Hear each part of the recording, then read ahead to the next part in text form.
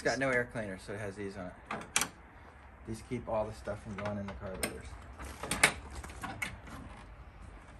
See how there's no air cleaners? And why? There's nothing come between this engine and the world. It's trying to suck the atmosphere down inside. Race cars don't need our air filters, I guess. I don't know.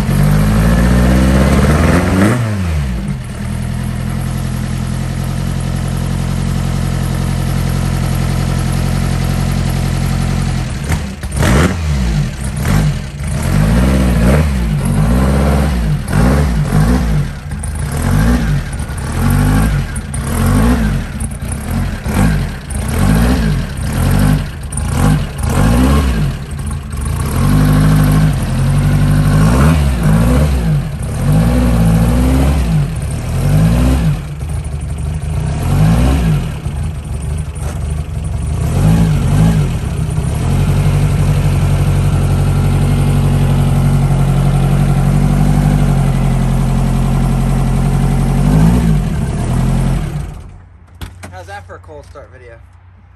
You think about this car and it starts. Nice. It's probably what, 50 out today? 40, Yeah, 40 something maybe?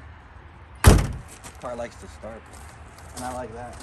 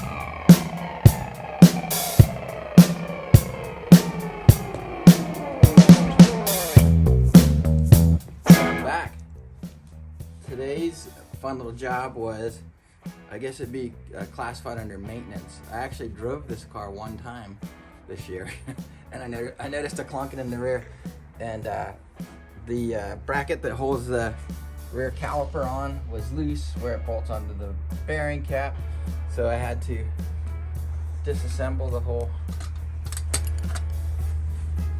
take the hub assembly off, take the caliper hanger off, tighten the hanger up with the bearing cap, and of course everything's hard because it's been together for 24 years, so I had to heat the nut up, use a 6-foot bar on another 3-foot bar, and of course I nicked the threads, so I had to fix them, and my one stud was spinning, so I had to put green Loctite in that. But anyway, I'm down to one clip to finish it. It was actually a fun little job. I don't get to work on my stuff very often. And I also think, I bet I probably made every 12-second pass in this car that I made with the rear caliper mount loose. And it just finally clunked after 20 years. Check your bolts. Make sure they're tight. That's about it. Where's the caliper? That one. This is a brake caliper. And these Beetle conversion kits just use Golf and Jetta parts. You can tell I don't ever drive this car how much the rear brake pad's still brand new after 24 years. You never use your brakes. Just your gas. I don't have to use the brakes that much. All right, I'm gonna finish it up.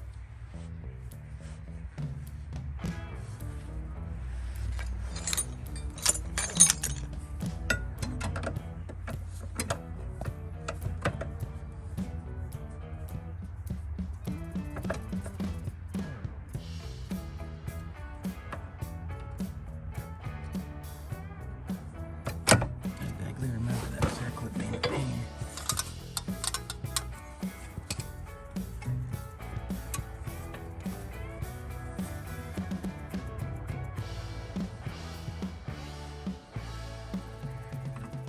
I wonder what magic trick I used when I was 40 to do this. They all delay.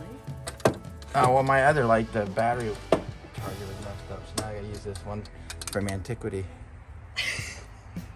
From antiquity. What is that? So, I don't know. This is 24 years ago. I can't remember how past me got this to seat enough. Can you see this little tiny? So this is the emergency brake cable. It goes through this caliper mount. Actually, it's part of the caliper. And then I have to get a circlip in the groove here. But the groove doesn't appear to be big enough for the circlip. I can't remember the magic that I conducted all those years ago to get it in there. Looking for a prize spot because prying is always a great choice.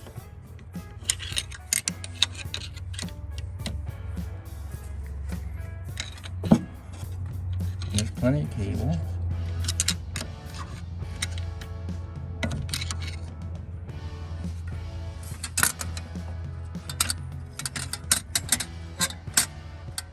Gosh, the light's handy.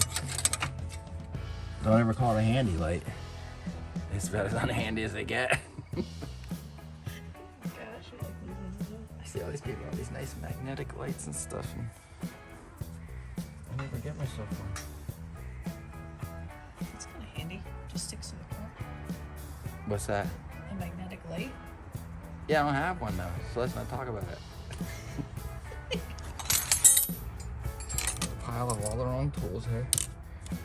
Awesome. It started. So now the clip, this circlip is in the groove. Please comment about this being the wrong tool, because I know it is. Just don't want to leave my little grip on it there. There she goes. Looks like the right tool. Yeah. The old hammer / pliers. And the light from antiquity. The light from antiquity.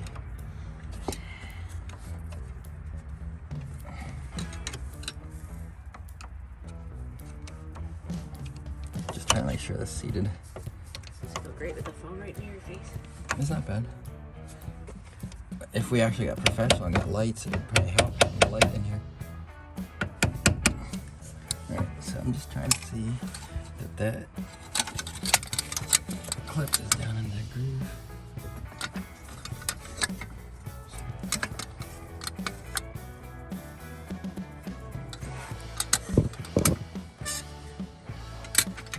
I think I need actual like goggles mounted to my face. My reading glasses don't even cut it.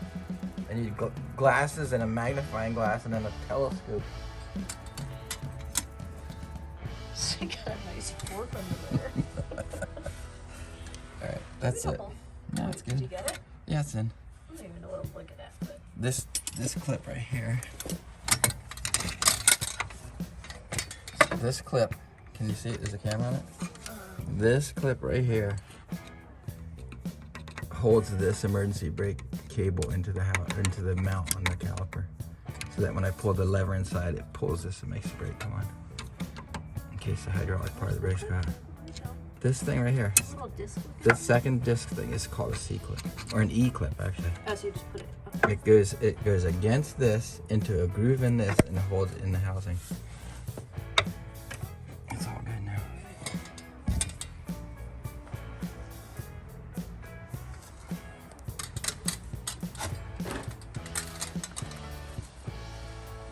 If people were worried about me, there's a jack stand under there.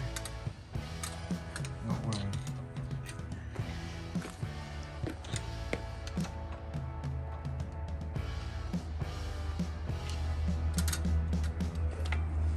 I can see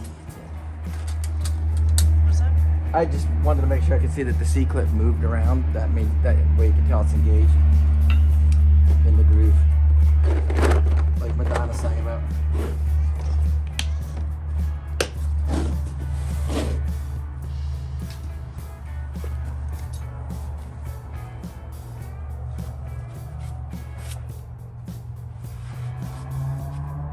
You ready? Put the wheel back on, put the tools away. Take a rip.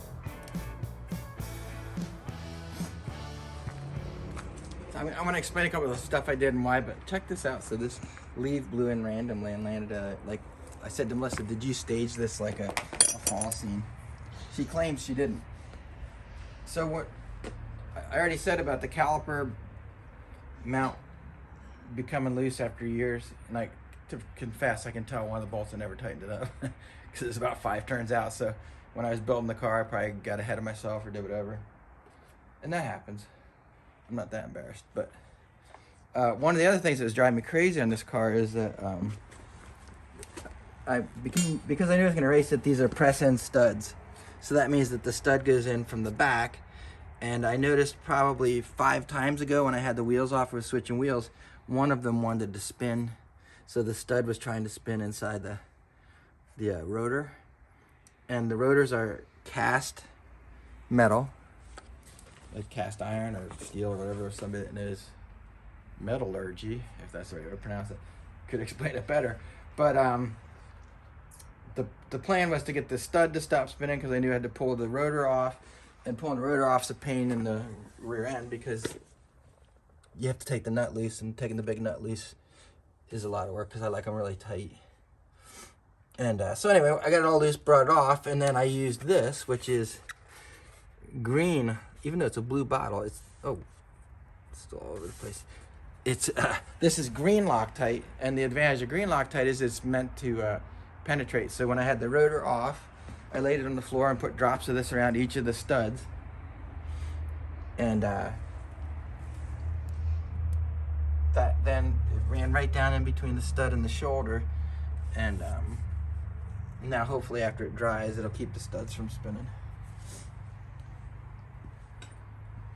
It was such a pain. A lot of this stuff, I don't know how it is out west or other places, there's a lot of machine shops that deal with a lot of this kind of stuff, and around here people shy away from it. They don't want to work on or modify car parts because of liability or something. But every time I get studs put in rotors, I end up driving around 3 or 4 different machine shops till I find somebody that's willing to do it. I wish I had the setup to just do it myself, but I don't.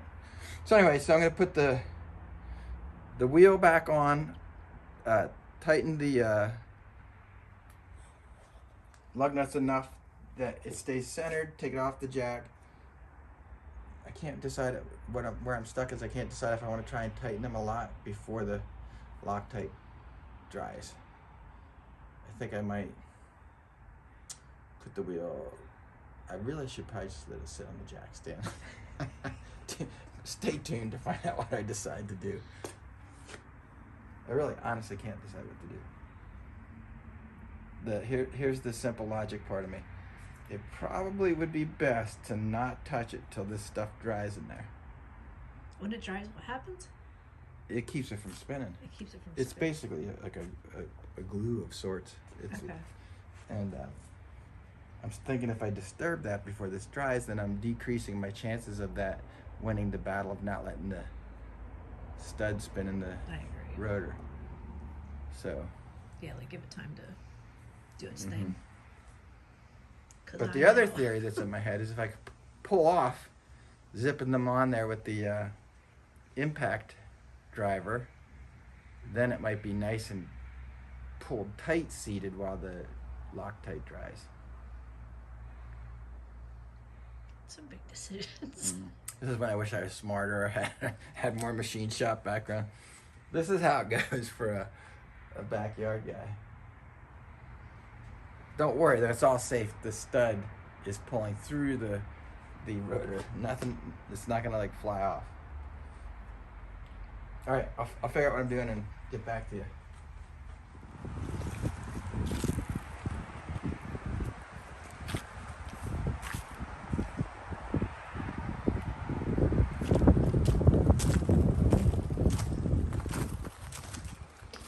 So I deliberated. I'm just putting it back together. I think I overthink things too much sometimes.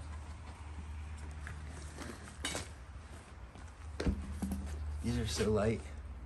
Wow, they look like M&H made these especially for Beetles. They're like a, I don't know, I don't know if they're a one-time deal, but they're 20-something years old, so everybody can tell me they're too old to race on. What does M&H stand for? Some people's names. Mike and Harry. I think the guy's name's Hashims or something like that. They're one of my favorite parts of the car. They're cool. They make it handle like dog poop. But they get good Wow, traction. they are like bouncy, aren't they? Yeah, they're light, they're thin. Oh, I gotta put the jack back under this. It's in the jack's in the truck from our trip yesterday to get that. Be right back. BRB.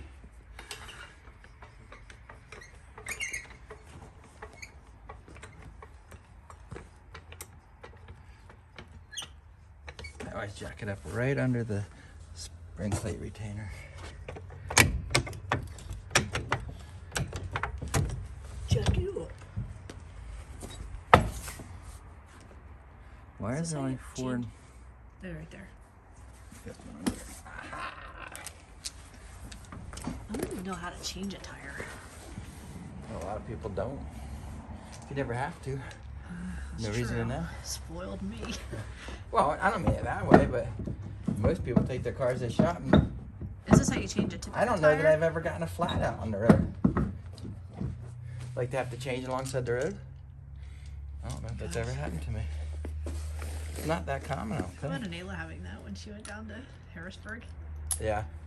I'm always surprised when I'm out driving around. I see people with flats. It's like I feel like, wow, that doesn't happen that much. Is this typical how you change a typical tire? Not, I know this is not typical, but You mean to jack it up and change it? is this how, like, if you got a flat, is this what you do? You jack it up and then Right, but every car has like a factory-made jack specific to that car. So, I mean, if you're not familiar with it, you better read the directions because you don't want the car to fall down off the jack. But I never put my feet under it or body under it when it's just on the jack. When I was working under earlier, it was on a jack stand, which is a metal support. So.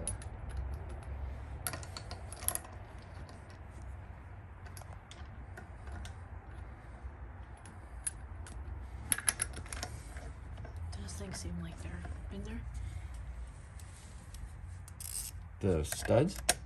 Oh, that stuff, that sticky stuff, did it work? Oh, I won't know till it dries. I won't know till next time I try to take it apart and get frustrated.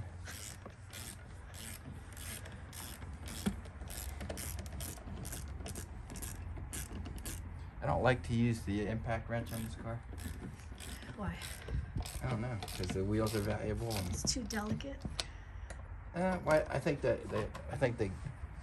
these only get torqued to 90 foot-pounds, which is not that much. And I think the impact can drive them on way harder. Would that strip it if it goes on too much?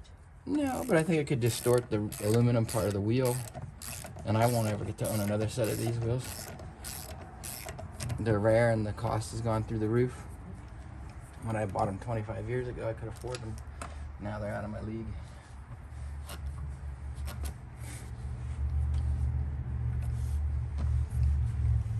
Are these legal? Looking around this car, there's stuff I'd like to do. Like I'd like to re-scrape the inner fender wells and put new rock guard on it and freshen it up.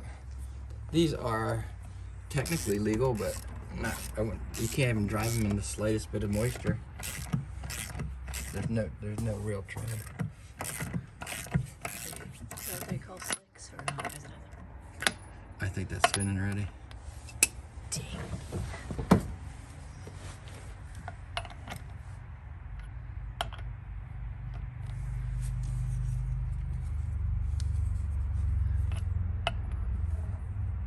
And why are they spinning to begin with? Because they're just too.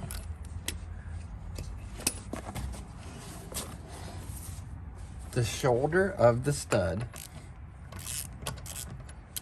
when it gets pressed in, because it's cast iron drum or rotor, sort of pushes the material away and it doesn't have a real good grip on it. What a hassle. No, you take it back off. What's that? Or put it on and let it seal. No, I'm just trying to figure out if it's really spinning away in there or not.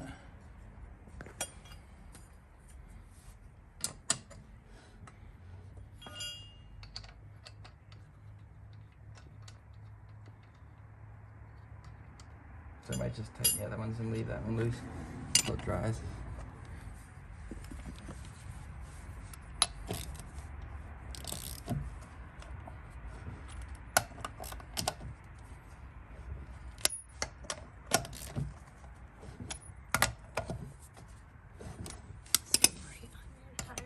What's that?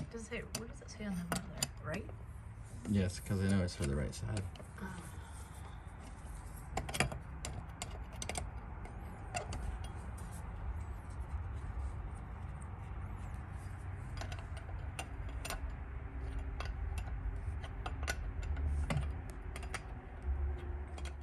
So when I put the wheel on, I used a wrench so that I wouldn't upset these by using an impact wrench. I used a socket and a driver. And when I did this one, it felt weird to me. And I was worried it was spinning the stud. So that to make it easier to see if the stud was spinning or not, I just slowly put it on with a open-end wrench. And I could see, then I felt better because I watched that the stud wasn't spinning. There was some sort of a grab. Maybe I bumped a thread or something when I was working on it. But it went in and it snugged up without spinning the stud. Because remember, my whole purpose was I put the green Loctite in so that they would not spin anymore. So I think it's gonna work. And these are just snugged up for now. So I'm gonna snug them and then let them dry and then tighten them to 90 foot-pounds. 90 what? Foot-pounds? Foot-pounds. How do you know how? Torque wrench. Ah.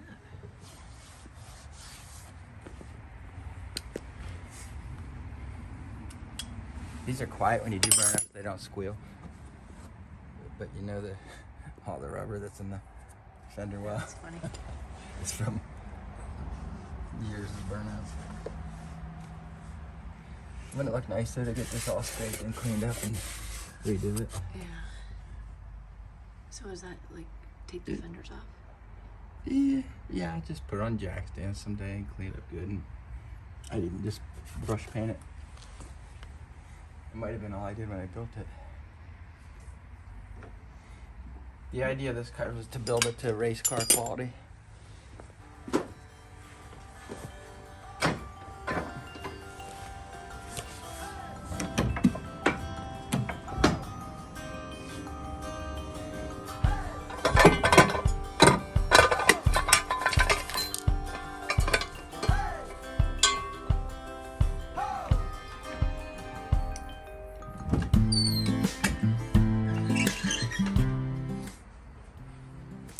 That's done. Awesome. Every time I thought about taking the wheels off, I thought about that stud spinning.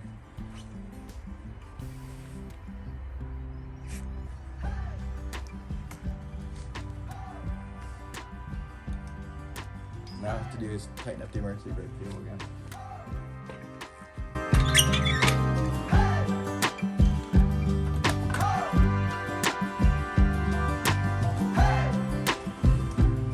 Come through that from the other side. This car is like a party. It is a party car.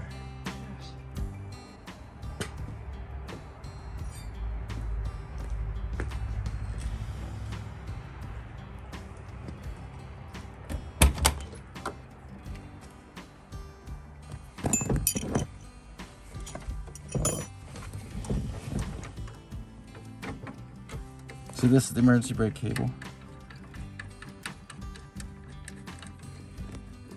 And it activates the brakes with a cable instead of hydraulic fluid. So in an emergency, if you lose your brakes because hydraulic fluid comes out, you can still pull this brake and have brakes. This little device right here is one I made myself for drag racing. So when I need to go up to the line and I want to set the e-brake, I push the button in, pull this up, it goes in this groove here, holds the e-brake button in, and when I get ready to launch, I hold this up, bring the RPMs up to 6,000, leave the clutch out a little till the car pulls against it, and then when the light goes green, I drop them all at once. But with the button in, it goes right down. If you don't have the, if you forget to keep the button in, it sticks and you're racing with the emergency brake on. And do I need to tell you, it slows the car down? And the idea is to go fast. You don't want to race with the emergency brake on. Piece of coat hanger. High tech.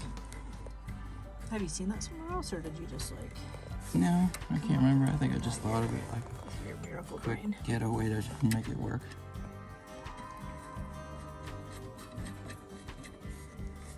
I don't remember building. I was talking to my son the other day. I don't really remember building this car very much. Some cars I remember. What year did you build this? Probably around 2005.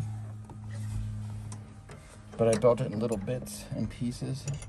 I remember doing the body work on the car because I got this body from my friend John that lived in San Diego for a while, and he brought this car. This is actually a West Coast car that had, the front was smashed and somebody had cut the front off and put fiberglass front end on it.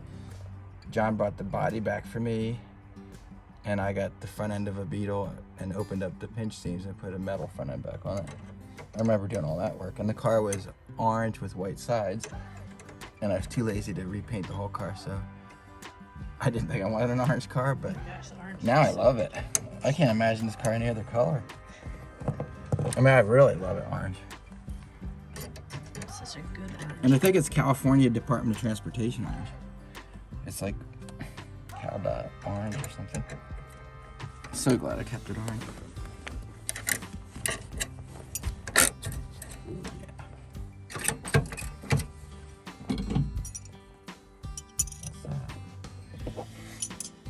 This line lock that holds the front brake on the front wheels to do burnouts. And I got all these on it because this is out of my friend Mike's dad's old Nova from back in the day. So it's precious to me. So this plastic part's brittle, and the regular spot where the zip ties go through keep breaking away, and I've re-epoxied it and built it back up a bunch of times. So Like Power. Powers. It was in Dad's Howard's dad's Nova. big block Nova, yeah. And what is it again? It's a line lock, so you press the brake pedal, hold the button in, it closes a hydraulic valve and keeps the front brakes on, and then you let it rip and it will do a burnout and hold still. But I gotta confess, those tires are so expensive, I rarely do a standing burnout in this car. Did Howard's dad race? No, I think that car belonged to a guy they knew that car its whole life, and I think that car was used probably at New Media, which is our local drag strip. But Mike's dad doesn't race it, so they took all of that stuff out of it. It's a valuable car. It's a factory SS big block car. Still have. Mm-hmm.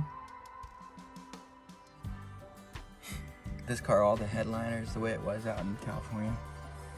All this carpet is whatever they put in it when they built it out there. The shag carpet? No, I put Oh, shag you in did all that, the yeah. black carpet kits, all this. It's probably from the 80s. This dash cap, this was already in it. Yeah, I just kind of, these velour door panels were already in it.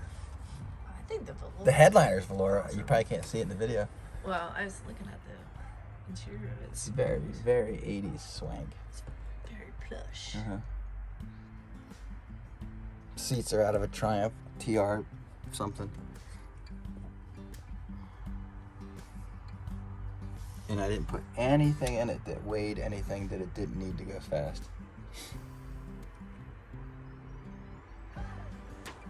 Look, there's no rear seat, and I didn't put any rear seat delete in it. It's just, and it's obnoxious when you drive. It's so loud.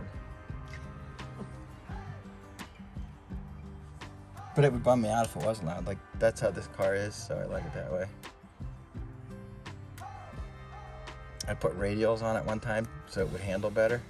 It is so boring. I put the slicks back on it so it would be a handful again.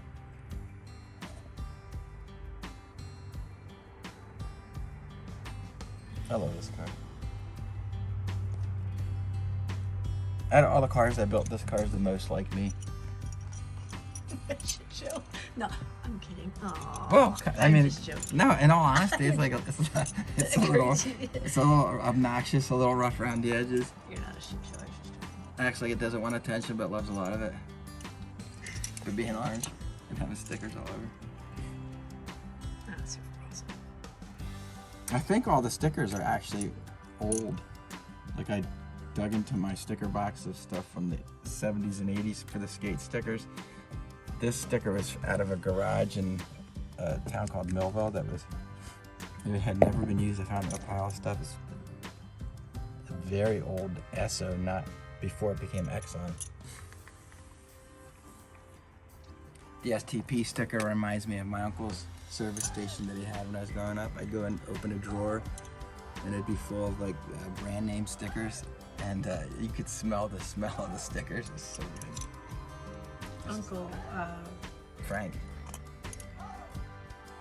where was this? Right in Danville. Oh, yeah. Mm-hmm. What's the name of that? I don't remember what the garage is called, but it's where He was a mechanic? it's like where that corner store is now. It sells all the weed type products and stuff. Progress took over. Yeah, he was a mechanic. And they always had race cars around, and my cousin always had motorcycles and stuff like that. So that was the only time I got around that stuff, because my dad didn't do that kind of stuff.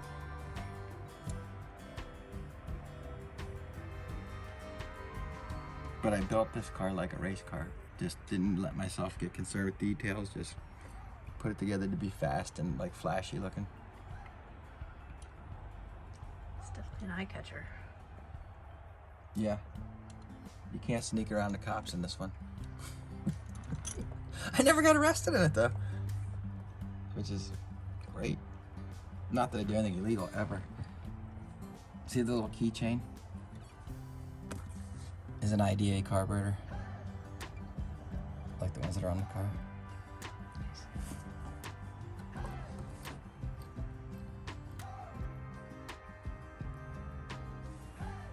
Nothing fancy. It's very photogenic. It's not. The cool thing is it's so cool and not fancy. The door panels are popping off. Doesn't slow it down. This is a nice beer keg breather tank for the engine. I think it was a little Heineken mini keg thing. It actually works great.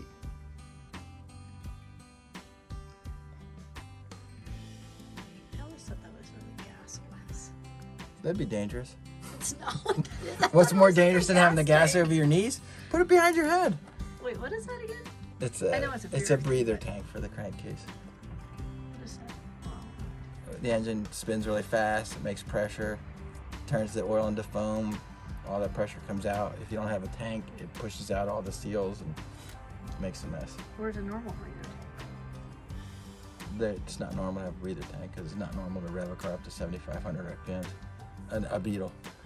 So when we start to make a high performance Beetle stuff, you have to have a breather system on it that's way more than the factory. At the factory, there would have been a little thing next to the oil filler that let vapor come out and then take it down.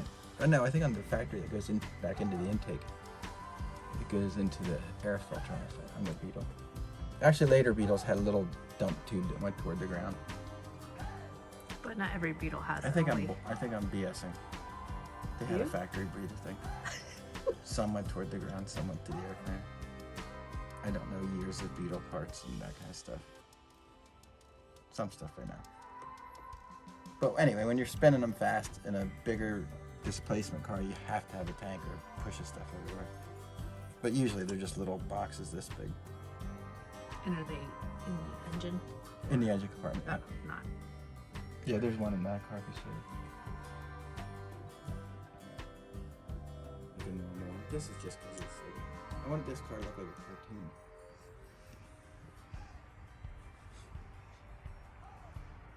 And what better way to put a keg right inside the back window? I guess I could have got even more attention if I mounted it on the roof. So cool. Yeah, super cool. But that could slow it down, so I didn't do it. And it would look insane. Mm-hmm. Not in a good way. Judgy. Oh my gosh. My lightweight battery tie down. You might be surprised, but that's handmade. What is that made out of? Piece of strap aluminum from the hardware store.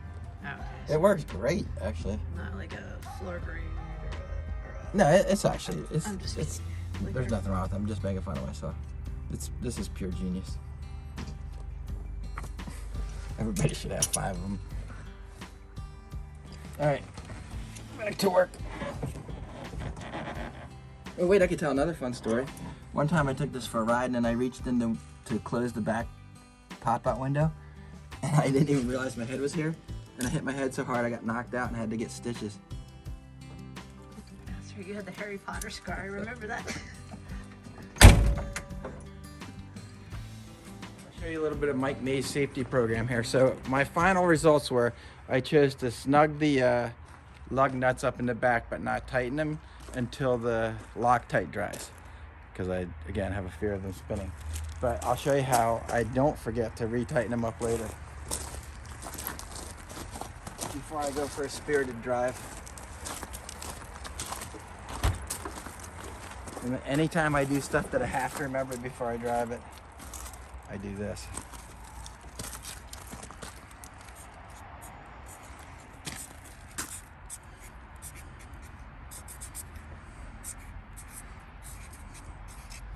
And I give myself an exclamation mark.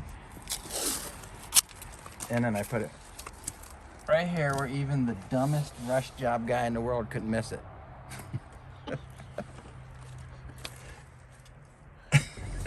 That'll work. That's my safety program.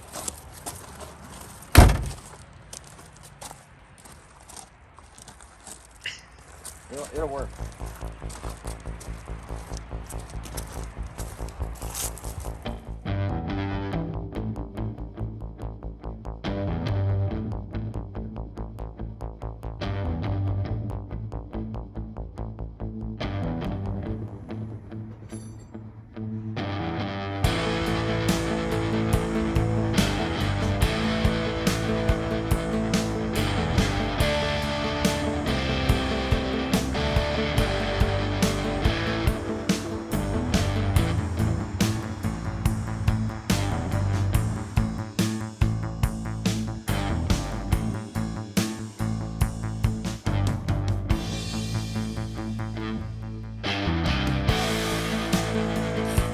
While I have your attention, yesterday, let me back up.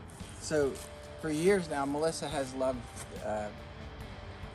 later model VW Cabriolets, and we got one 5 years ago. It was a nice little car, but like, we hated the color. It was the blue. It was a dark blue like this, and I liked that, but it had a white top and an all white interior, and neither of us liked it. So then we saw another car locally that was a cool red color, and we got that. And I was just going to quickly do a powertrain swap in that car, but then I discovered that it had a hole under where your left foot goes, and I can't stand that. So then I took the car apart to fix that, and then life happened. So that car sits apart in Melissa's dad's barn, and I could tell she was bugging her that she didn't have a Cabriolet to drive, because every 5 minutes she would send me Facebook Marketplace ads of dumb ones that I hated. So finally she hit me with one that was like really good, and then the punchline to that one was it was past New York City, near where the Hamptons, like where everybody famous lives. So, but I liked the car enough, and I was dumb enough, not really thinking about driving through New York City with a trailer, that we got up yesterday morning and left the house at 7 a.m. Got a U-Haul trailer, drove 4.5 or 3 and 3/4 hours. 3.5, yeah. 4-ish hours, all the way through New York City, right through Manhattan, out to the island, right? Massapequa, Massapequa, Long Island, yeah. onto Long Island. out to Massapequa, which is a beautiful town, and this cool guy Anthony had this car, and he was going to VR6 swap it just like I was going to do to Melissa's car that she took apart. But luckily he found something that he wanted more. And so anyway, this car is cool. We can look at it while I talk, but Anthony did all this nice stuff to it. He put, right before we got it, he told me he'd put a timing belt on it, water pump, shift bushings, which these cars always need, and he also did a clutch cable. So it's cool. Melissa got her driver, but I secretly like it too. That helps. It's cool looking. It already has a canvas top, which for me makes night and day difference to the convertible. For some reason, they look cheap to me when they don't. No offense to anybody that doesn't have a canvas top, but when they have a canvas top, it makes the car look classier or something. And this car is a nice car from the distance. It's not perfect, but it's just got a nice look to it. And we didn't drive it home because the tires are really dry rotted. This cool interior. Oh, I locked it. It appears to be the window. It's got these cool checkered seats. It's a 92, right? It's like the last year of the Rabbit body style. All I see is the Airstream in the window. It's funny. Yeah, so it's funny. So the red car we got is the first year of the Rabbit style convertible after the Beetles, and this is the last year of the Rabbit style convertible before they went to that next one, like the one Colby has. Oh yeah, like the early 90s. Rounder looking Cabriolet. Yeah. But the car's, yeah, it's got issues, but for what we're gonna use it for, Melissa's gonna use it for, it'll be fine. Which will be what, running around town? Pretty much will be just running around town, won't it? I guess. I don't know. I really, really like the look of them. Of course, I want to lower it. You? Well, you will be the one ramming into stuff if I do lower it. You're the reason I don't. It's true. What do you mean? The other day, Melissa was pulling up. I forget where we were, and she had the truck, and I'm watching her pull. I was watching her pull up toward the curb, and that truck, if you even breathe on the lower spoiler, it falls off. It's been off the truck 10 different times. And she's pulling up toward the curb, and I put my hand out. She thought I was waving hi to her. I was like, stop before you rip the spoiler off. Was there even space when you pulled in? There's like a piece of paper distance between the spoiler and the parking curb. Yeah. But that's okay. She didn't grow up driving lowered cars. I ripped the whole thing off the other day at my dad's. I ripped it off. Yeah, so. It's been off the truck a dozen times. If you breathe on it, it flies off. So we'll probably drive this one as is, I think. Probably won't start doing anything to it. I swear I won't take it apart. Oh gosh. No, I mean it seriously. We'll just leave it together and run it. Yeah. It's always tempting to start fixing stuff that you see. Mm-hmm. But it's too okay the way it is. Yeah.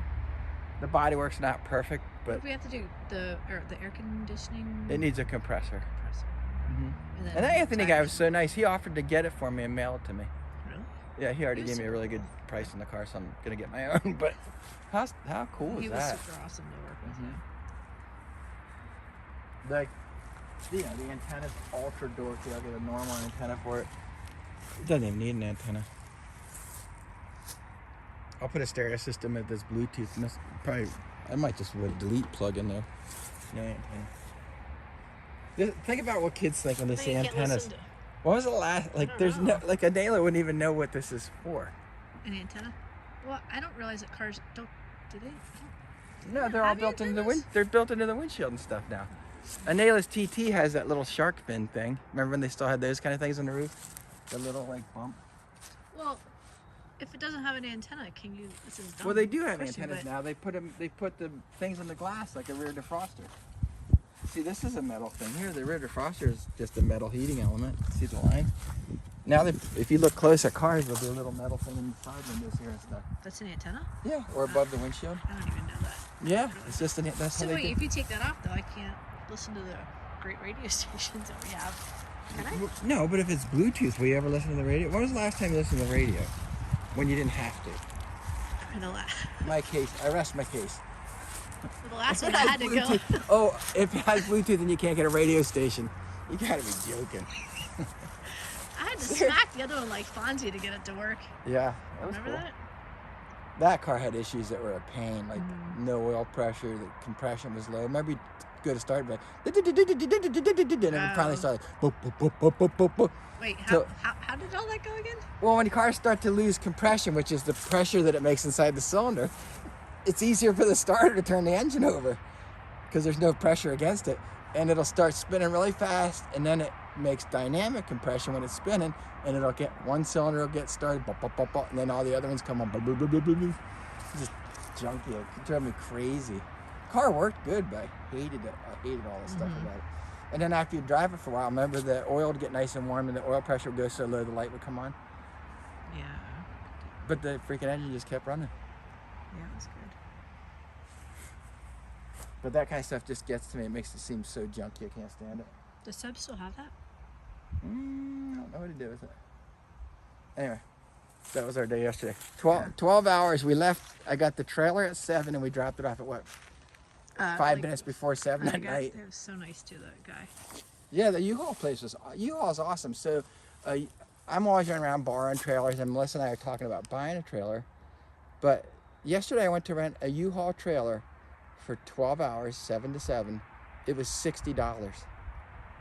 It had the right of its And they're life. super easy to load. Yeah. It was. And he hooked it up for you too. I'm telling you guys right now, if you need a trailer quick, it's $60. When I got it in the morning, he stood at the back and hooked it up for me. It was super cool. Not that that's a big deal, but man, Yeah, it was- but it's a nice little Yeah. service. I don't know if they always do that or not. But I don't know, but it was awesome. $60, and the trailer towed nice. It was just good. Rafa's recouping today. In Yeah. the city. How about those roads too?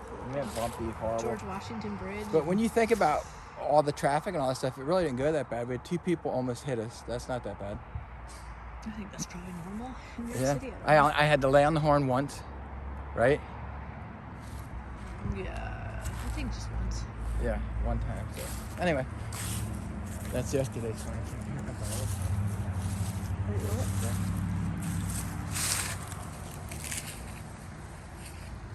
Is that Dave?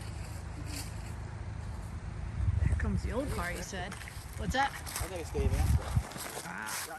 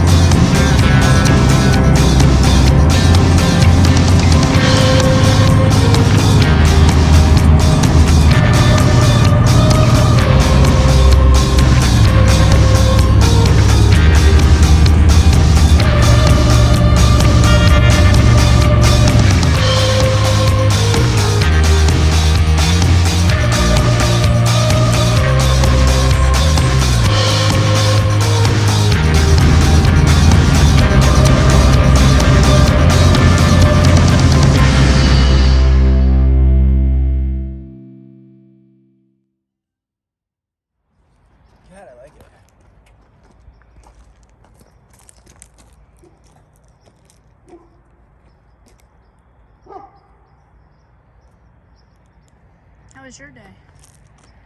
Long. We're good though. We got a good car.